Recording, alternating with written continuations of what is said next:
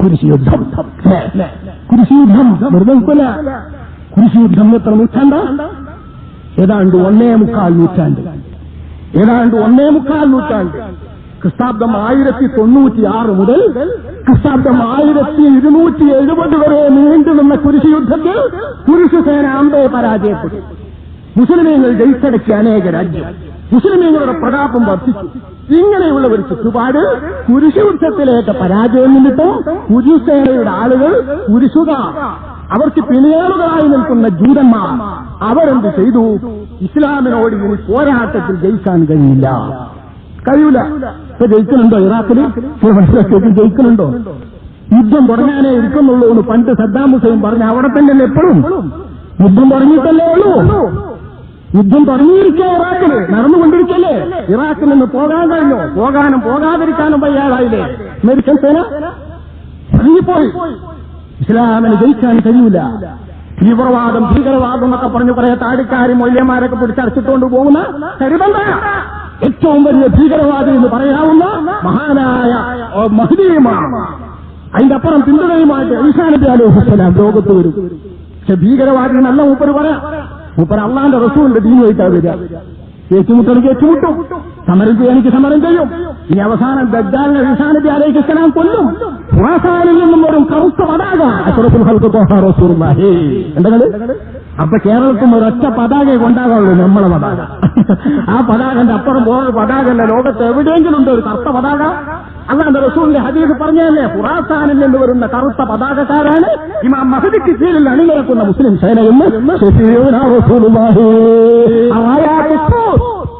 അബ്ബാസി ഖലീഫമാരുടെ കറുത്ത പതാക. ആ കറുത്ത പതാകയുടെ ചിഹ്നവുമായ താലിബാൻ വന്നത്. അങ്ങനെയുള്ള താലിബാനെ പോലുള്ള സേന സ്വല്പം വരും.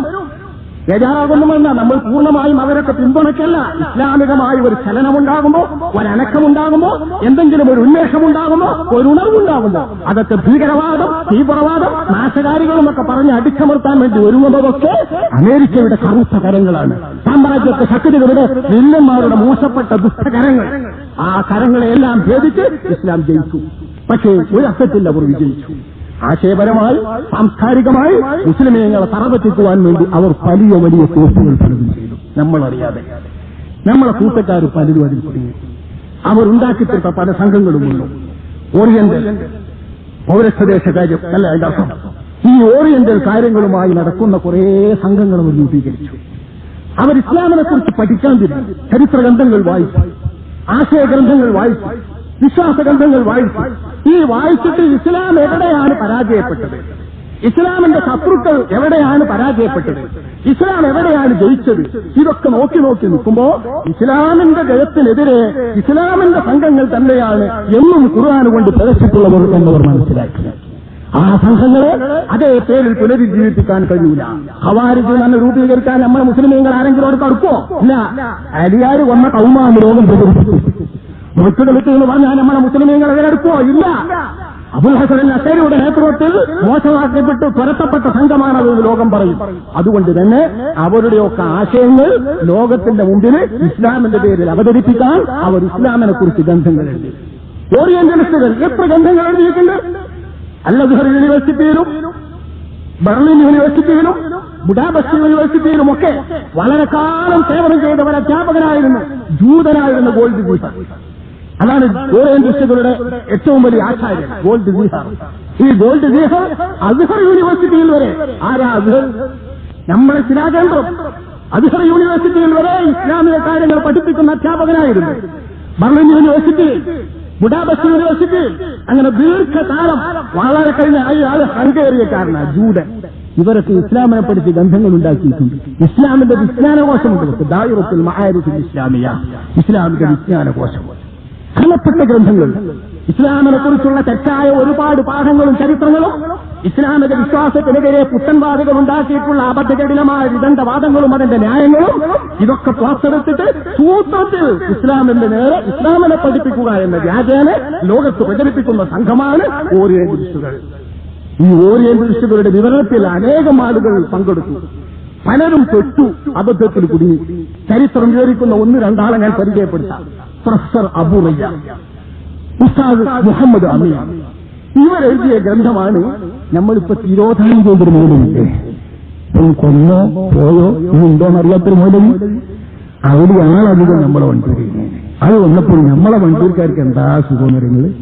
ചേകനൂര്, ആ ചേകനൂർ നല്ല കാക്ക വന്നപ്പോൾ എവിടെ ആള് ചെറുത് വണ്ടൂർ, ചെറുത് അല്ലെ. ലോകത്ത് എവിടെ ഇല്ലാത്ത കാലത്ത് നമ്മക്ക് CN അഹമ്മദ് പോലെ ഒരു പരിഭാഷ കൂട്ടരായിട്ട് വന്നു നോക്കുമ്പോ ആ എവിടെയാണ് ആള് നടാടെ വണ്ടൂരുണ്ട്. ആ പരിഭാഷ ധാരാളം വാങ്ങിയ കൂട്ടർ CN മൗലവിയോട് ചോദിച്ചാൽ വന്ന് വണ്ടൂർക്കാരൻ. എനിക്ക് കിട്ടിയതൊക്കെ വണ്ടൂർക്കാരെന്നാണ് പരിഭാഷ. എല്ലാ വടക്കെന്തുണ്ടോ അതിന്റെ ഒക്കെ കൂട്ടത്തിൽ കൂടാൻ നമ്മളവിടെ കുറച്ച് കൂട്ടരുണ്ട്. അത് വരുമല്ലോ. അത് നാടിന്റെ ശാപല്ല, നാടിന്റെ വലിപ്പം. എല്ലാ കൂട്ടരുമാണൊരു വലിയ ഹെറ്റിലും ഏത് മോശമുള്ളവരും ഇവരൊക്കെയാണ് ഒരു നാടിന്റെ വലിപ്പത്തിന്. അങ്ങനത്തെ കുറച്ച് കൂട്ടര്. ഈ മൗലവി വാസ്തവത്തിൽ ഉന്നയിച്ചിരുന്ന മുഴുവൻ വാദങ്ങളും ഉസ്താദ് അബൂ റയ്യാൻ. ഉസ്താദ് എന്ന് പറയുമ്പോൾ അതിന് ബേജാറുണ്ട്. അറബിൽ പ്രൊഫസർ എന്ന് പറയാൻ പറഞ്ഞ വാക്കാണ് ഉസ്താദ്. നമ്മൾ ഇംഗ്ലീഷിൽ പ്രൊഫസർ എന്ന് പറയല്ലേ, ഈ പ്രൊഫസർ തന്നെ അറബിയോട് ഉസ്താദ് എന്ന് പറയും. അത് കാസർന്നും പറയും. ഉസ്താദ് എന്ന് പറയുമ്പോൾ ആ പൊളികളോ മോചരാന്നൊക്കെ വിചാരിച്ചിട്ടുണ്ട്. ഉസ്താദ് എന്നുള്ളത് ഇത് മറ്റേ ഉസ്താദാ. ഉസ്താദ് അബൂ റയ്യാൻ, ഈ പ്രൊഫസർ അബൂ റയ്യയുടെ ഗ്രന്ഥത്തിലെ അതേ സാമ്പിളുകളാണ് ചേകനൂർ മൗലവി പറഞ്ഞിരുന്നത്. ഞാൻ ആ ഗ്രന്ഥം വായിച്ച് മഞ്ചേരിയിൽ രണ്ടാമത്തെ പ്രത്യക്ഷപ്പെടൽ ചേകനൂർ മൗലവി വന്നപ്പോ അതിനെതിരിൽ പ്രസംഗിച്ചപ്പോൾ 2 ദിവസത്തിൽ ഞാൻ ഈ ചരിത്രങ്ങളാക്കാറുമായിട്ട് വായിച്ചിരുന്നത്. ഈ ചരിത്രത്തിൽ അബൂ റയ്യയുടെ വാദങ്ങളല്ലാത്ത ഒരൊറ്റ വാദവും ഈ കാലത്തെ സ്വന്തം ബുദ്ധി കൊണ്ട് ഉണ്ടാക്കിയിട്ടില്ലാണ് ഞാൻ പറഞ്ഞിരുന്നത്. സത്യമാണ്. പക്ഷെ നമ്മൾ ഈ മൂല്യന്മാരുണ്ടോ ഇതൊക്കെ പറയാൻ ഇയാൾക്ക് ബുദ്ധി വേണ്ടേ, ഖുർആൻ എടുക്കണ്ടേ, മറ്റൊന്ന് മനസ്സിലാക്കണ്ടെന്നാ മനസ്സിലാക്കുക. ഒരു ഖുർആനുമല്ല. ഇതിന്റെ മുൻപുള്ള വിടുപ്പലക്കിയതായ വിദഗ്ധ വാദങ്ങൾ കുറിച്ചുവെച്ച നാശകാരികളായ ഇസ്ലാമിന്റെ ശത്രുക്കൾ രേഖപ്പെടുത്തി വെച്ചിട്ടുള്ളതല്ലാതെ ഇയാളൊന്നും ഒന്നും പറഞ്ഞിട്ടില്ല, ഇനിയും പറയൂല. ഇങ്ങനെയുള്ള ഉസ്താദ് അബൂ റയ്യയുടെയും മുഹമ്മദ് അമീന്റെയും അബുവാ സുന്നത്തിൽ മുഹമ്മദിയ പ്രൊഫസർ അബൂ റയ്യയുടെ ഗ്രന്ഥമാണ്. ഫജറുൽ ഇസ്ലാം മുഹമ്മദ് അമീന്റെ ഗ്രന്ഥമാണ്. ഇത്തരം ഗ്രന്ഥങ്ങളിലൊക്കെ വിദഗ്ധമായ വാദങ്ങൾ ലോകത്തിനെതിരിൽ അഹ്ലുസ് സുന്നത്ത് വൽ ജമാഅത്തിനെതിരിൽ ഇസ്ലാമിക പാഠങ്ങൾക്കെതിരിൽ ക്രോഡീകരിക്കാനും രേഖപ്പെടുത്താനും മുസ്ലിം നാമത്തിലുള്ള ഉസ്താദുമാരും പ്രൊഫസർമാരും ഇടയായത് ഓറിയന്റലിസ്റ്റുകളുടെ ഗ്രന്ഥങ്ങൾ വായിച്ചു. ഇപ്പം കൂടാണ് സിയോണിസ്റ്റുകളും ഓറിയന്റലിസ്റ്റുകളും ഈ ആരൊക്കെയോ പല ജാതി സംഘങ്ങളും ലോകത്ത് പ്രത്യക്ഷത്തിലിരിക്കുന്നുണ്ട്. ഇതെല്ലാം പുരുഷയുദ്ധത്തിന്റെ തലവന്മാരായ തലക്കൊട്ടപ്പന്മാരുടെ പിന്നിയാളുകളാണ്. വെറുതെയാണോ ഒരു ചെറിയ പറ്റം ജൂതന്മാർക്ക് വേണ്ടിയിട്ട് അമേരിക്ക എത്ര നാണം കെടാൻ പോകുന്നത്? വളരെ ചെറിയൊരു കൂട്ടമല്ല ജൂതന്മാർ. ആ ജൂതന്മാർക്ക് വേണ്ടിയിട്ട് അമേരിക്ക ഇത്ര പിണിയാളുകളായിട്ട് അമേരിക്ക ഇത്ര വശം കെടാനും ലോകരാഷ്ട്രത്തിന് മുമ്പിൽ സാമ്പത്തികമായി പാപ്പരായ രാജ്യമാണ് വാസ്തവത്തിൽ അമേരിക്ക. സാമ്പത്തിക വിദഗ്ധന്മാർ പറയുന്നുണ്ട്. ഉസാമയുടെ വിവരങ്ങൾ ഇപ്പൊ കിട്ടിയില്ല നമ്മൾ പത്രത്തിൽ. ഉസാമ ബിൻ ലാദൻ വെളിപ്പെടുത്തിയത് അമേരിക്കയുടെ ഓരോ ദിവസത്തെ നഷ്ടം $1,000 നഷ്ടം അമേരിക്ക ആക്കിയിട്ട് ലോകത്ത് പാപ്പരായ രാഷ്ട്രമാകാൻ വേണ്ടി പോകുകയാണ് അമേരിക്ക. അമേരിക്ക ഇങ്ങനെയൊക്കെ പാപ്പരാകുന്നത് ആർക്ക് വേണ്ടിയാണ്? ഒരു ചെറിയ പറ്റം ജൂതന്മാർക്ക്. ആ ജൂതന്മാരുമായിട്ട് നമ്മുടെ മത്സരം വരും, യുദ്ധം വരും. അതായ യഹൂദിയും ഫഖ്തുലുഹു എന്ന് പൊളിഞ്ഞു നിന്ന് കൊടുക്കുന്ന മരം ജൂതനെ കൊല്ലൂ എന്ന് വിളിച്ചു പറയുമെന്ന് അള്ളാന്റെ റസൂലിന്റെ ഹദീസ് നോക്കി ഏത് വൃക്ഷം പറയും. നമ്മളെ നാട്ടിലെ തേക്ക്, മൂച്ചി, പിലാവ് ജൂതനെതിരെ സഞ്ചരിക്കുന്നത്. ആ ജൂതനെ മരം കാണിച്ചു കൊടുക്കും. ജൂതം കൊന്നോ. ഒരൊറ്റ മരം മാത്രം ജൂതന് വേണ്ടിയിട്ട് ശബ്ദിക്കൊണ്ടിരിക്കുന്ന ഒരൊറ്റ മരം മാത്രമേ ലോകത്തുള്ളൂ. ആ മരം അപ്പൊ ജൂതന്മാര് വെച്ചുപിടിപ്പിക്കുന്ന മരം, ജൂതരാഷ്ട്രത്തിൽ ജൂതന്മാർ വെച്ചുപിടിപ്പിക്കുന്ന മരം. നമ്മുടെ ഹദീസിൽ റസൂലുള്ളാഹി ഒരൊറ്റ മരം മാത്രമേ ജൂതന്മാർക്ക് സൈഡ് പറയൂ. ഇത് ജൂതനാണ്, കൊല്ലൂ എന്ന് പറയാതിരിക്കൊള്ളൂ എന്ന് പറഞ്ഞ മരമാണ് ഇപ്പൊ ജൂതന്മാർ വെച്ചുപിടിപ്പിക്കുന്ന മരം. ഇതൊക്കെ ഹദീസിലുള്ളതാ. ആ ഹദീസിനനുസരിച്ചായി വരുന്നത്. ആ കൊല്ലപ്പെടേണ്ട ജൂതന്മാർ വേണ്ടവിടെ. ആ ജൂതന്മാർക്ക് വേണ്ടി അമേരിക്ക ഇത്ര വശം കെട്ട് പാപ്പരാകുന്നതെല്ലാം ക്രിസ്ത്യാനിറ്റിക്ക് അതിനെതിരെ വരുന്ന, ജയിച്ചു നിൽക്കുന്ന ശരിയായ പ്രത്യയശാസ്ത്രം, സത്യമായി തുറന്നു പറയുന്ന പ്രത്യയശാസ്ത്രം, ഉള്ളതുപോലെ ലോകത്ത് വെളിപ്പെടുത്തുന്ന പ്രത്യയശാസ്ത്രം ഇസ്ലാം. ആ ഇസ്ലാമിനെ തകർക്കാനാണ്. അങ്ങനെയുള്ള ഇസ്ലാമിനെ തകർക്കാൻ വേണ്ടി വന്നിട്ടുള്ള ഓരോരോ ഗൂഢസംഘത്തിന്റെ പണവുമായി, അവരുടെ സംഘവുമായി ഇന്നും പിറവികൊള്ളും കുറെ സംഘങ്ങൾ ഇപ്പോഴും പിറവികൊണ്ടിരിക്കുന്നുണ്ട്. അടിക്കടി നോട്ടീസൊക്കെ വെറുതെ കിട്ടുന്നതാണ് ഞങ്ങൾ വിചാരിക്കുന്നത്. പോസ്റ്റ് നൽകി ഈ പോസ്റ്റ് നോട്ടീസൊക്കെ വെറുതെ വരില്ല. എവിടുന്നെങ്കിലും പണം വരണം. നമ്മളിന് തിരിക്കാതെ എവിടെന്നെങ്കിലും പണം വരും. ഒരു കൂട്ടം ആളുകൾ സുഖിയന്മാർ അതുകൊണ്ടൊക്കെ സുഖിക്കുന്നുണ്ട്. ഇസ്ലാമിനെ നശിപ്പിക്കാൻ, ഇസ്ലാമിനെ താറടിക്കാൻ, ഖുർആനെ മോശപ്പെടുത്താൻ, ഖുർആനെ പഠിക്കാൻ എന്ന പേരിൽ തന്നെ ഒരുപാട് സംഘങ്ങൾ പ്രവർത്തിച്ചുകൊണ്ടിരിക്കുന്നുണ്ട്. ഇൻഷാ അല്ലാഹ് ശരിയായ അർത്ഥത്തിൽ അത്തരം സംഘങ്ങളൊക്കെ ലോകത്തെ മുസ്ലിമീങ്ങൾ വെളിച്ചപ്പെടുത്തും. കേരളത്തിലെ എല്ലാ മുസ്ലിമീങ്ങളും പൊട്ടന്മാരാണ് വിചാരിക്കരുത്, ചരിത്രം പഠിക്കാത്തവരാണ് വിചാരിക്കരുത്, ലോകം മനസ്സിലാക്കാത്തവരാണ് വിചാരിക്കരുത്. കേരളത്തിലുള്ള മുസ്ലിം സംഘങ്ങൾ ഇത്തരം ആളുകളുടെ മുഴുവൻ തുണിയും ഉഴിയാൻ വേണ്ടി പോകുന്നുണ്ട്. അല്ലാഹു സഹായിക്കുമാറാവട്ടെ.